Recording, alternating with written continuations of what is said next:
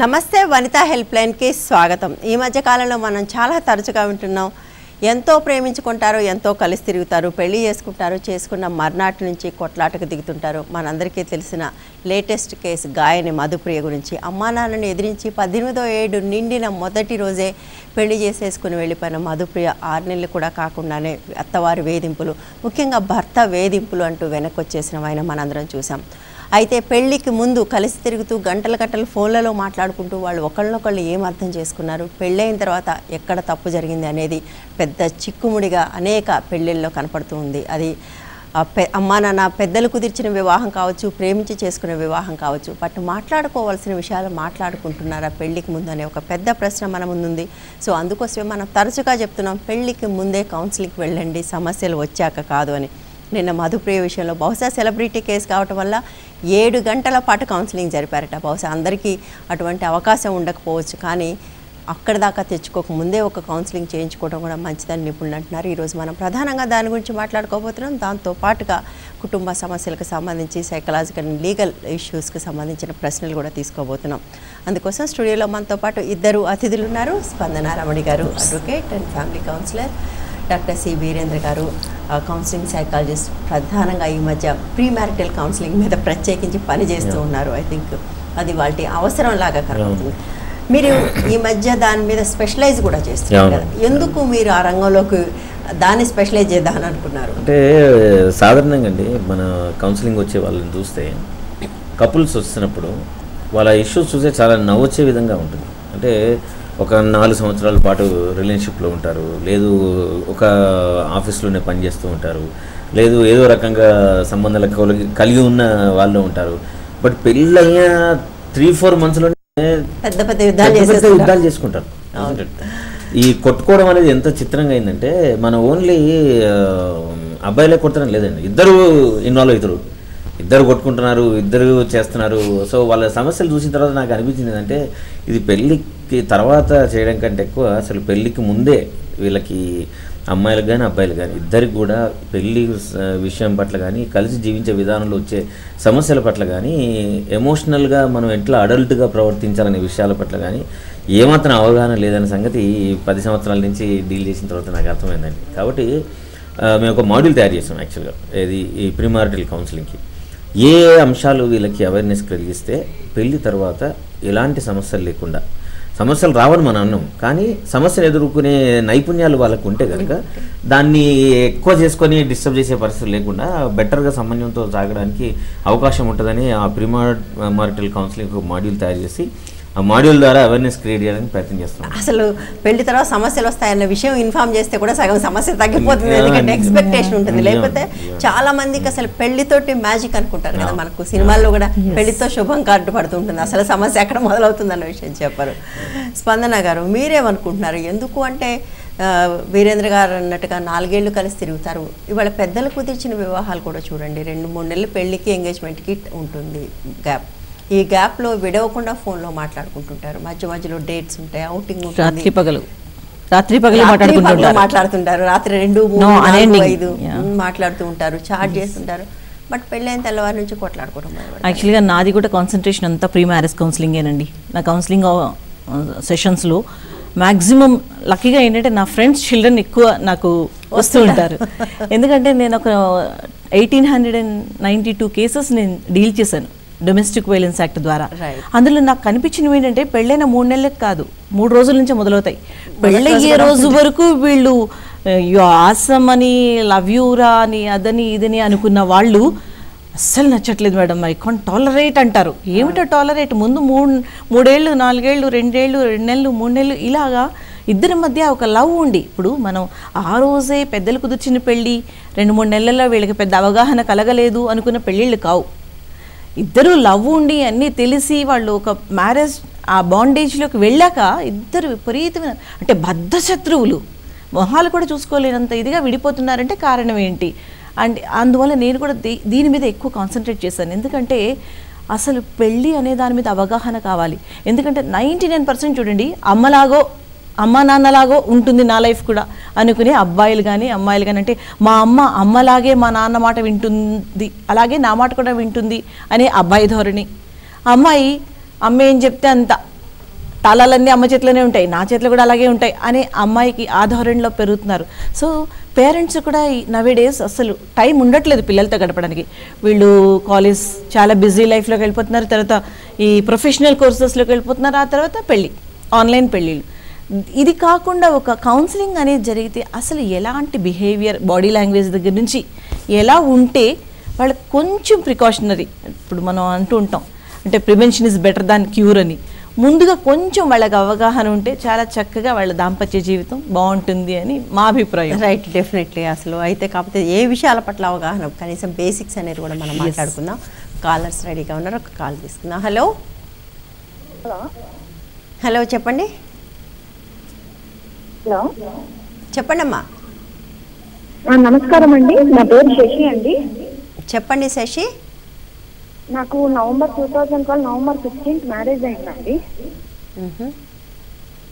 అయిన వెంటనే నాకు ప్రెగ్నెన్సీ కన్ఫర్మ్ అయింది.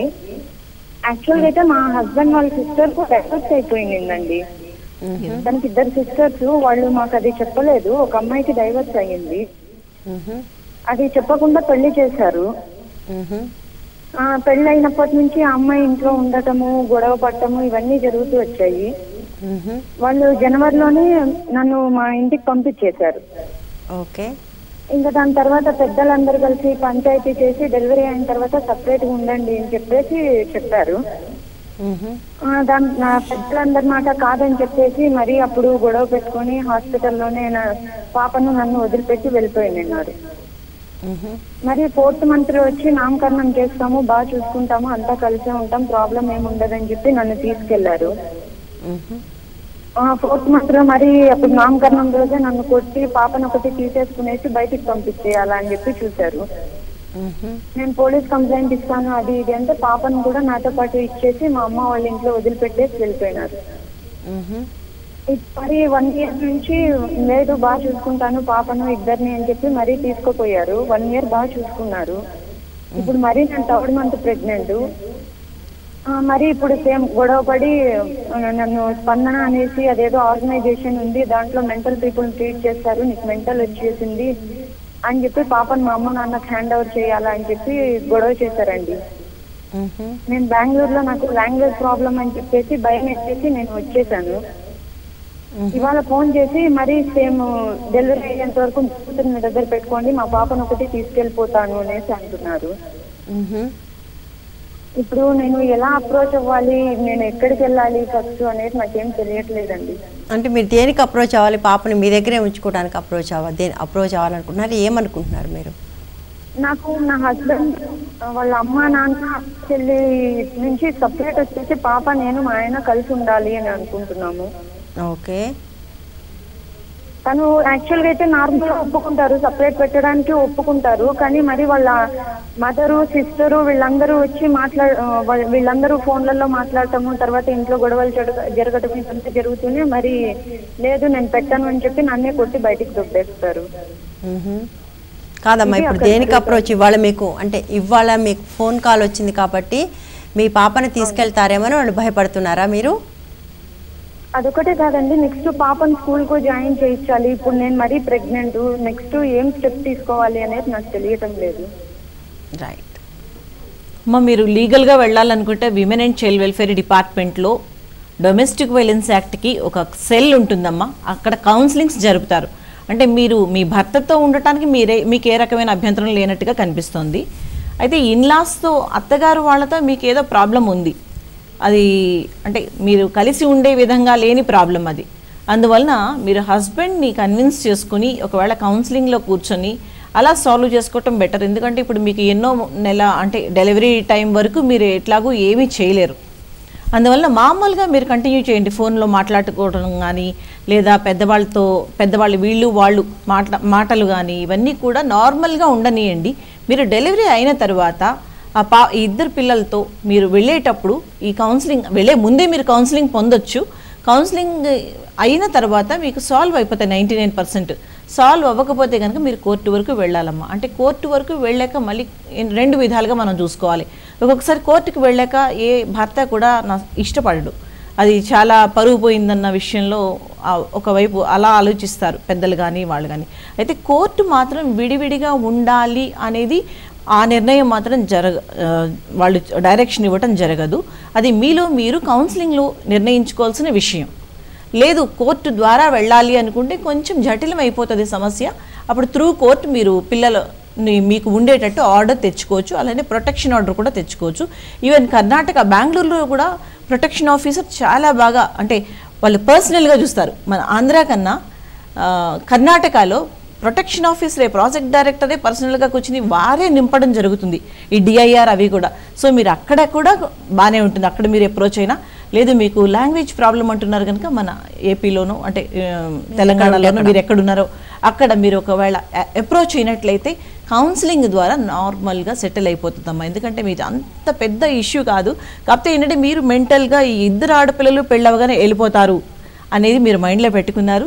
మీకు అడ్జస్ట్మెంట్ ప్రాబ్లమ్స్ అంతకు మించి నేను అనుకోవటం పెద్ద పెద్ద ప్రాబ్లమ్స్ ఏవి లేవనిపిస్తుంది నాకు. మీరు అంటే ఆమె ఇంట్లోనే ఉండిపోతుంది అనగానే మీకు ఒక రకమైన నెగిటివిటీ స్టార్ట్ అయ్యి ఉంటుంది. నార్మల్గా సేమ్ ఏజ్ గ్రూప్స్ ఉన్నప్పుడు ఒక 5-6 ఏళ్ళు ఇటు అటు ఉన్నప్పుడు చిన్న చిన్న డిఫరెన్సెస్ అయితే కామన్ అమ్మ. దానికోసం మీరు కాపురం పాడు చేసేంత లెవెల్స్కి మీరు వెళ్ళిపోకండి.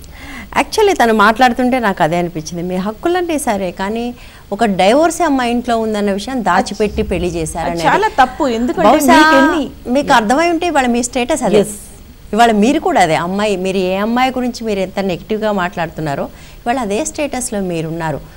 ఒక అమ్మాయి డైవోర్స్ వాట్ ఎవర్ ఒక సమస్యతో ఇంటికి వచ్చి అమ్మా నాన్న దగ్గర ఉన్నప్పుడు ఇవాళ మీకు సమస్య వస్తే ఎక్కడికి వచ్చారు? అమ్మా నాన్న దగ్గరికి వచ్చారు. మీ బ్రదర్ వైఫ్ కూడా అలానే అన్నారని ఎక్కడ గ్యారంటీ లేదు. మనకి ప్రాబ్లమ్స్ పెరగటానికి కూడా కారణం ఏంటంటే ఆ అడ్జస్ట్ అయ్యే నేచర్. ఒక ఆడపిల్లకి కష్టం వచ్చింది అన్నప్పుడు మీరు ఎందుకు రిసీవింగ్ లేదు మీ దగ్గర లేకపోవడం. Exactly right right.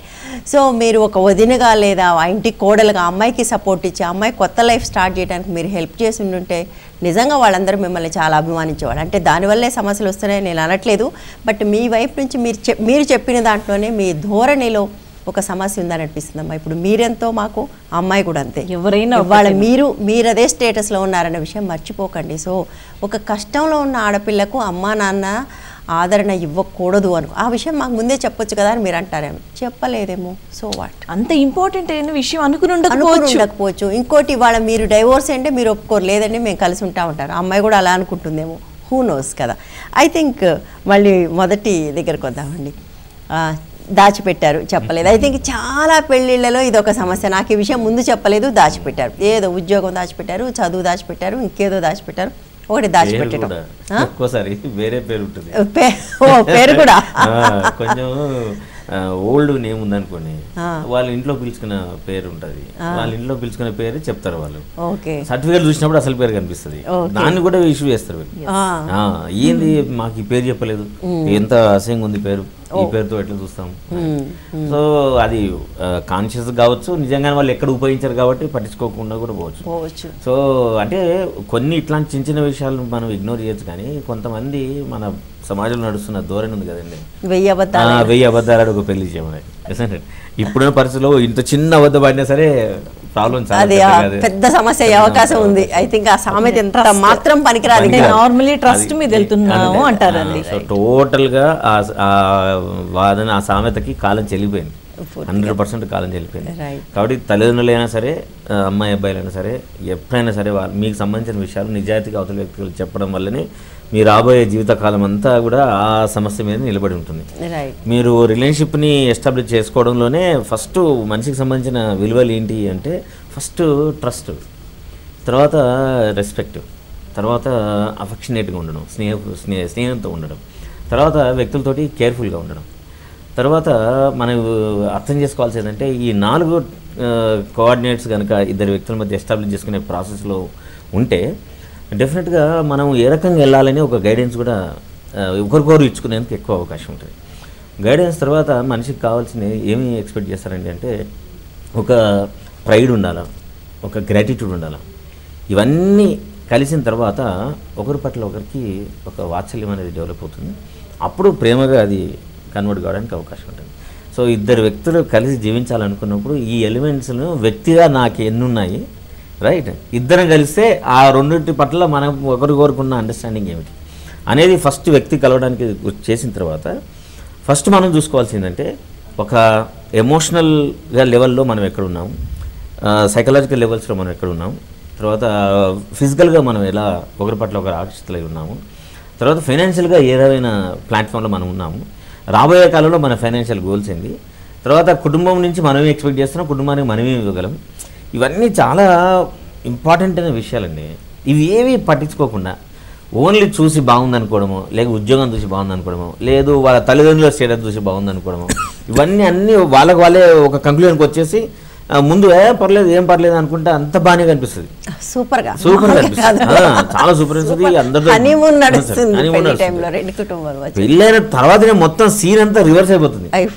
ఏ నోటితో అయితే వాళ్ళు ఓహో ఆహా అన్న వాళ్ళే within no time total scene change అయిపోతుంది. నోట్ల నుంచి అన్ని బూతులే వెళ్తాయి, చాలా ఘోరంగా మాట్లాడడం మొదలు పెడుతున్నారు. కాబట్టి తల్లిదండ్రులకు ముఖ్యంగా మనం చెప్పాల్సి ఏంటంటే తొందరపడి ఎంత గొప్ప సంబంధమైనా సరే తొందరపడి వివాహ బంధంలోకి వెళ్ళకుండా ముందు అబ్బాయికి కానీ అమ్మాయి కానీ డబ్బు ఉన్నవాళ్ళు కానీ డబ్బు లేని వాళ్ళు కానీ ఫస్ట్ వాళ్ళకి అవేర్నెస్ అవగాహన కలిగించడం ముఖ్యం. ప్రతి విషయం గురించి చెప్పగలగాలి. ప్రేమ అంటే ఏందో చెప్పాలా, స్నేహం అంటే ఏందో చెప్పాలా, పెళ్ళి అంటే ఏం చెప్పాలా, భార్య అంటే ఏం చెప్పాలా, భర్త అంటే చెప్పాలా, శారీరక సంబంధం అంటే ఏందో, లైంగిక ఆసక్తి అంటో ఇవన్నీ ముఖ్యంగా చెప్పాలి. చెప్పిన తర్వాత అప్పుడు వాళ్ళు ఆ విషయం పట్ల వెళ్తే కనీసం ఒక విషయాల పట్ల ఒక అండర్స్టాండింగ్ అవేర్నెస్ వస్తుంది. ఈ సమస్యలు వస్తే ఇగో ఇక్కడ వీళ్ళతో మాట్లాడాలి, ఈ సమస్య వస్తే ఇక పెద్దవాళ్ళతో మాట్లాడాలి, ఈ సమస్య వస్తే మీరిద్దరు వెళ్ళి ఇగో ప్రొఫెషనల్ కలవండి. ఇట్లాంటి అన్నీ కూడా మనం చెప్తేనే నా లెక్క ప్రకారం పెళ్ళిళ్ళకు సంబంధించిన పోస్ట్ మ్యారేజ్లో వచ్చే సునామీలు అన్నీ కూడా మనం చాలా వరకు తగ్గించేందుకు అవకాశం. మనం మోడర్న్ లివింగ్ లో ఉన్నాం కాబట్టి ట్రెడిషనల్ థింకింగ్ వదిలిపెట్టి మోడర్న్ థింకింగ్ లోకి రావాలి. మనం ఎంతసేపటికి మోడర్న్ లివింగ్ లో ఉండి ట్రెడిషనల్ థింకింగ్ తోటి వెళ్తాం. సమస్య చాలా మంది ఇంకేమనుకుంటున్నాను అంటే అమ్మాయిల తరఫు కానీ అబ్బాయిల మీద కానీ వాళ్ళ పిల్లల పట్ల ఏమైనా ఇష్యూస్ ఉన్నాయనుకోండి ఇవన్నీ దాచిపెట్టేస్తారు. చాలా దుర్మార్గమైన పని ఇది. అది అమ్మాయిలు కానీ అబ్బాయిలు కానివ్వండి. పెళ్ళి అయితే సర్దుకుంటుందని ఒకటి, పెళ్ళి అయిన తర్వాత పెళ్ళి అయితే చాలనుకోవడం రెండోది. వాళ్ళకి తెలియట్లేదు పెళ్ళి అయితే ఇంకా పెద్ద సమస్య వాళ్ళ నెత్తికి రాబోతుందని దాచిపెట్టి చేయడం అనేది చాలా దుర్మార్గమైన పని. అలాంటి పనులు చేయడానికి తల్లిదండ్రులు పాపం పిల్లలు ఈ మధ్యకాలంలో చాలా హానెస్ట్ ఉండడానికి ట్రై చేస్తారు. చెప్తా అంటే తల్లిదండ్రులు ఏం చేస్తారంటే చెప్తే చేసుకుంటా అనుకుంటున్నాను ఇట్లా బెదిరించేసి వాళ్ళు ఊరుకుంచే ప్రయత్నం మనం చేస్తారు. కాబట్టి ఆ రోజులు చెల్లిపోయాయి. ఎవరు నోరు మూసుకొని కూర్చునే పరిస్థితి లేరు. కాబట్టి మనము రాబోయే జీవితకాలంలో కనీసం ఒక 60-70 సంవత్సరాలు కలిసి ఉండాలని ఆలోచనతో మనం చేస్తున్నాం. కాబట్టి సాధ్యమైనంత స్పష్టతతోటి మనం చేయాలి. నెంబర్ 1. నెంబర్ 2, పెళ్లి కానీ మీరు ఇంతకుముందు అన్నారు కదా, పెళ్లి కాగానే ఏదో జీవితంలో పెద్ద పెనుమార్పులు సంభవించేసి ఒక ఆనందమైన జీవితం ప్రపంచంలోకి మనం ప్రయాణం చేస్తామని అపోహ నుంచి బయటికి రావాలి. ఆనందం అనేది ఎవరికి వాళ్ళు సొంతంగా ప్రయత్నం చేసి క్రియేట్ చేసుకునే ఒక అంశం తప్ప దానంతలా ఇంపాసిబుల్ అనేది ఈ మిత్తును మనం బ్రేక్ చేయాల్సిన అవసరం చేస్తే చాలా మంది యువకులు డెఫినెట్గా అలాంటి ధోరణి రాకుండా కొంచెమన్నా రియలిస్టిక్గా ప్రాక్టికల్గా ఉండడానికి అవకాశం ఉండేట్టుగా మనం ప్రయత్నం చేస్తే ఐ విష్ ఇట్లాంటి డిస్టర్బెన్స్లు బయటకు వస్తారని చూస్తుంది. రైట్, ఒక కాల్ తీసుకున్నామండి. హలో హలో చెప్పండి మేడం, చిన్న ప్రాబ్లం చెప్పండి. హలో మేడం, ఇక్కడ మా సికింద్రాబాద్. మీరు టీవీలో వినటం మానేసి మాట్లాడితే మనకు క్లియర్గా ఉంటుంది. మనకు ఒక్క నిమిషం అంటే చాలా టైం అండి. మేడం హలో చెప్పండి. హలో చెప్పండి మేడం, ఇది నాకు మ్యారేజ్ 2013లో 2013 May 21st మ్యారేజ్ అయిందండి. ఓకే. అయితే అమ్మాయి నాతో 4 days మాత్రమే ఉన్నది. హలో చెప్పండి. అమ్మాయితో 2 రోజులు మాత్రమే ఉన్నారు. 4 రోజులు నాతో కలిసి ఉన్నదండి. ఆ తర్వాత వాళ్ళ ఇంటి దగ్గర వచ్చి కాపురం పెట్టమని చెప్పేసి నాకు ఫోన్ చేసింది. హలో చెప్పండి, వినిపిస్తుంది, చెప్పండి. అయితే ఫోన్ చేసింది, నేను అది వీలు కాదని చెప్పాను. ఆ అమ్మాయి డైరెక్ట్ గా 4 days తర్వాత మహిళా మండలికి వెళ్ళిపోయి అక్కడ కంప్లైంట్ చేసింది నా పైన. కంప్లైంట్ చేసి ఇంకా నాకు ఇష్టం లేదు, నాకు ఇష్టం లేని పెళ్లి చేస్తారు అది అని చెప్పేసి అక్కడ పేపర్ రాసి ఇచ్చేసింది.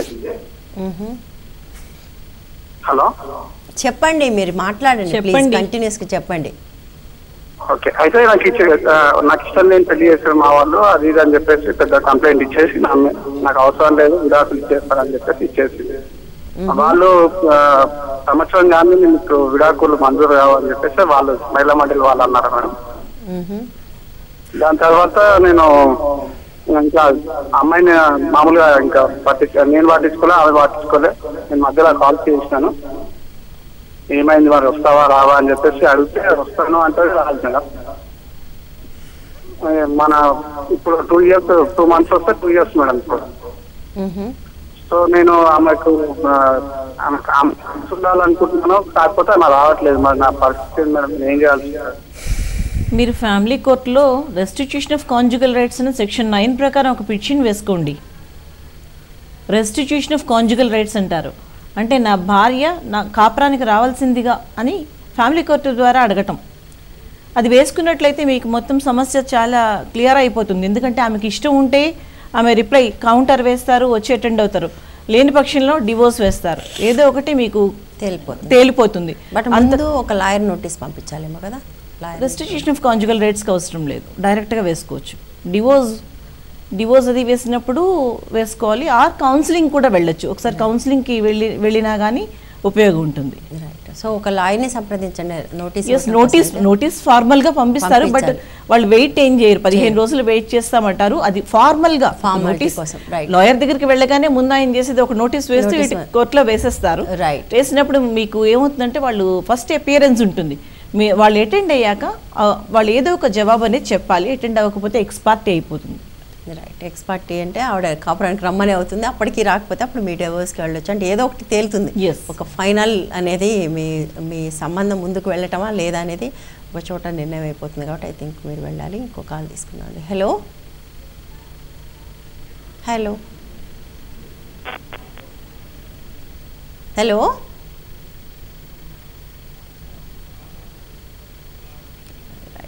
కాల్ డ్రాప్ అయిపోయింది. రైట్. సో అగైన్ చాలా వరకు అండి 4 days నార్మల్గా 4 days వీళ్ళు వెళ్ళారు. అయితే ఏంటంటే ఇతన్ని ఇల్లరికం రమ్మని వాళ్ళు అడిగారు. ఈయన ఇల్లరికం ఇంటి దగ్గర ఇల్లు తీసుకోమని. ఎస్ సంథింగ్, అది నథింగ్ బట్ వాళ్ళ కోరిక ఏంటంటే పక్కనే. సో నార్మల్గా ఎవరు కూడా ఇష్టపడరు అది. ఇప్పుడు ఏంటంటే ఆడపిల్లలు ఇప్పుడు మనకి చాలా వరకు అడ్జస్ట్ అయ్యే, అంటే ఏ రకంగా మనం వాళ్ళని కౌన్సిలింగ్ చేస్తామన్నారు కదా ఇందాక.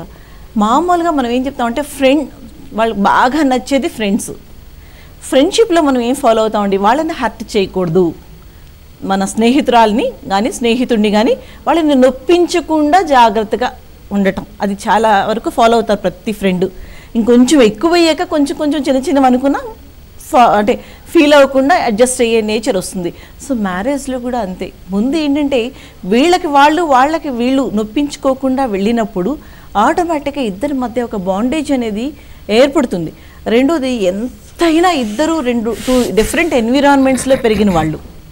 18 ఏళ్ళు 22 ఏళ్ళు ఒక దగ్గర పెరుగుతారు అమ్మాయి, ఆ అబ్బాయి 26 ఏళ్ళు ఎక్కడో పెరుగుతాడు. వీళ్ళిద్దరితో ఆల్ ఆఫ్ ఏ సడన్ ఒకరికొకరు నచ్చినట్టుగా ఉండవు, వాతావరణం కానీ పరిస్థితులు కానీ. సో దానికి తగ్గట్టుగా ఇద్దరు కొంచెం తగ్గి, మీరు అన్నట్టు వాళ్ళకి అప్పటికే చాలా రంగుల కళలు, ఫ్యాంటసీస్ రావడానికి కారణం కూడా ఉంది మేడం. ఏంటంటే ఒక ఇద్దరు వ్యక్తుల మధ్య సంబంధం ఎస్టాబ్లిష్ బాగా కావాలంటే there are 2 most important issues ఉంటాయి. ఏంటంటే ఇంటిమసీ అండ్ మన ఇంటెన్షన్ అండ్ కాంపిటెన్సీ.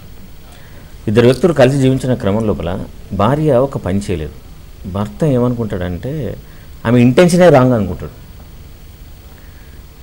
కానీ నిజానికి అది కాంపిటెన్స్ సమస్య, ఉద్దేశము సామర్థ్యం. రైట్. హస్బెండ్ ఈ వైఫ్ చేసే పని ఆమె యొక్క ఇంటెన్షన్ను అనుమానించడం మూలాన వెంటనే కోపం వచ్చేస్తుంది. ఎవరికైనా అంతే. ఇంటెన్షన్స్ సస్పెక్ట్ చేయగానే మనిషికి కలిగేది ఏంటంటే కోపాన్ని ఎక్స్పెక్ట్ చేసిన తర్వాత అది ద్వేషంగా మారుతుంది. రైట్. సో ఈ సమస్య అది ఇంటెన్షన్ కాదు, అది కాంపిటెన్స్ సమస్య అని ఎప్పుడైతే గుర్తిస్తాడో, కాంపిటెన్స్ సమస్య అనగానే ఎదురు వ్యక్తులకు వచ్చేది ఏంటంటే రెస్పాన్సిబిలిటీ వస్తుంది. రైట్.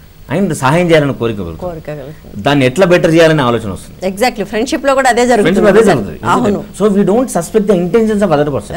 కానీ భార్యాభర్తలుగా మారిన తర్వాత, ప్రేమికులైనా సరే భార్యాభర్తలుగా మారగానే వెంటనే కాంపిటెన్స్ పోయి ఇంటెన్షన్ మీదనే డౌట్ వస్తూ ఉంటుంది. సో ఎప్పుడైతే వ్యక్తుల ఇంటెన్షన్ మీద మనకు అపనమ్మకము అనుమానం వస్తుందో ఆటోమేటిక్ ఇతర వ్యక్తులకు ద్వేషం రావాల్సిందే, ద్వేషంతో ఆ వ్యక్తిని రచ్చరచ్చ చేయాల్సిందే, దాన్ని డిస్ట్రిబ్యూట్ చేయాల్సిన అవసరం.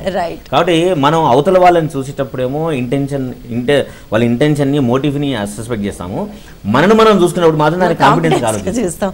ఎగ్జాక్ట్లీ. బట్ అది వేరం. నిజానికి వాళ్ళ కాంపిటెన్స్ సమస్యని మనం కాంపిటెన్స్ గాని గుర్తించినప్పుడు మనం డెఫినెట్గా వాళ్ళకి వెళ్ళి సాయం చేయాలనిపిస్తుంది, వాళ్ళని ఎంపవర్ చేయాలనిపిస్తుంది, బెటర్గా లీడ్ చేయడానికి ఏదైతే అవసరమో అది చేయాలనే ఆలోచన కలుగుతుంది. వీటి రెండింటి పట్ల డిఫరెన్సెస్ని మనం వీళ్ళిద్దరు కూడా అవేర్నెస్ క్రియేట్ చేయనంత కాలం ఈ సమస్యలు ఇలానే ఉంటాయి, రోజు పోట్లాట జరుగుతూనే ఉంటుంది. ఇప్పుడు ఈ కేసు చూడండి, 4 రోజుల తర్వాత అమ్మాయి వాళ్ళ ఇంటి వాళ్ళు పెళ్లికి ముందు ఆ విషయం మాట్లాడుకోలేదు, పెళ్లి అయిన తర్వాత వాళ్ళు ఎక్కడ ఉంటారు ఎలా ఉంటారు అనే విషయం వాళ్ళు మాట్లాడుకోలేదు. మాట్లాడుకోకుండా మెహందీలు పెట్టుకుని సంగీతులు చేసుకుని చీరలు కొనుక్కుని పెళ్లిళ్ళు అయితే చేసేసుకున్నారు. బట్ ఎక్కడ ఉండబోతున్నాం ఎలా ఉండబోతున్నాం అన్న విషయం వాళ్ళిద్దరూ మాట్లాడుకోలేదు. మాట్లాడుకుంటే అతనికి చెప్పుంటే అతను ముందే హడావిడి ఉంటుందండి పెళ్లికి ముందు. అంటే వాళ్ళు ఎందుకు ఆ ఇన్సెక్యూర్లో ఉంటారు, ఎక్కడ తప్పిపోతుందో ఈ సంబంధం, ఎక్కడ వెళ్ళిపోతారో. మీరు చాలా మ్యాచెస్లో చూడండి, ఎన్ఆర్ఐ మ్యాచెస్లో కూడా వితిన్ 15 days 3 weeksలో అన్నీ అయిపోతాయి. ఆ హైట్ కరెక్ట్గా సరిపోయింది ఎక్కడో చూసుకుంటాడు, హైట్ సరిపోయిందంటే అన్ని సరిపోయినట్టు అనుకుంటాడు. లేదండి జాబ్ లేదండి ఇలాంటి